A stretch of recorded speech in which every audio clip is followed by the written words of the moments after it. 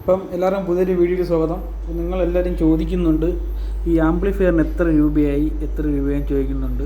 ഇത് 5.1 ആണ്. ഇത് സബിന് വേണ്ടി, അതായത് ഈ സോണിയുടെ സബിന് വേണ്ടി മാത്രമാണ് ഈ ആംപ്ലിഫയർ ഉപയോഗിക്കുന്നത്. ഈ ആംപ്ലിഫയർ ഉണ്ട് ഈ സബിനും പിന്നെ 1, 2, 3, 4 ഈ സ്പീക്കറും കൂടെ കൂട്ടി 5 സ്പീക്കറും ഒരു സബിനും വേണ്ടിയാണ് ഈ ആംപ്ലിഫയർ ഉപയോഗിക്കുന്നത്. ഇത് ഞാൻ 2020 ഈ സംഭവം സെറ്റ് ചെയ്യുന്നത്. ഈ ആംപ്ലിഫയർ അന്ന് സെറ്റ് ചെയ്യുമ്പോൾ ഏകദേശം എനിക്ക് തോന്നുന്നു 8,000 രൂപയായി. ഇത് ഈ ഒരു മാസം ആയതുകൊണ്ട് സെറ്റ് ചെയ്തിട്ട്, അത് സെറ്റ് ചെയ്തപ്പോൾ എത്ര രൂപയായി? സാധനം മാത്രം 5,000 രൂപയും പിന്നെ പണിക്കൂലി ചെയ്യിച്ചതെല്ലാം കൂടെ 36,000 രൂപയോളമായി. ഇത് മാത്രം ഈ സോണിയുടെ സബിന് വേണ്ടി മാത്രമുള്ളത് ഇത് ഇത്രയും രൂപയായി.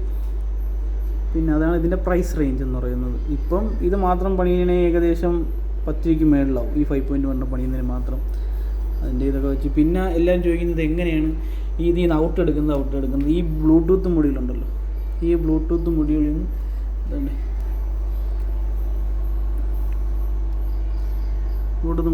ഇതിൽ നിന്നാണ് ഇതിന്ന് ഔട്ട് എടുത്തിട്ട് നേരെ ഇതിലിങ്ങനെ കൊടുത്തിട്ടുണ്ട്. അങ്ങനെയാണ് ഇതിൽ നിന്ന് ഔട്ട് എടുത്തേക്കുന്നത്. ഈ 5.1 നിന്ന് ഔട്ട് എടുത്ത് നേരെ ഇതിനകത്ത് കൊടുത്തിട്ടുണ്ട്.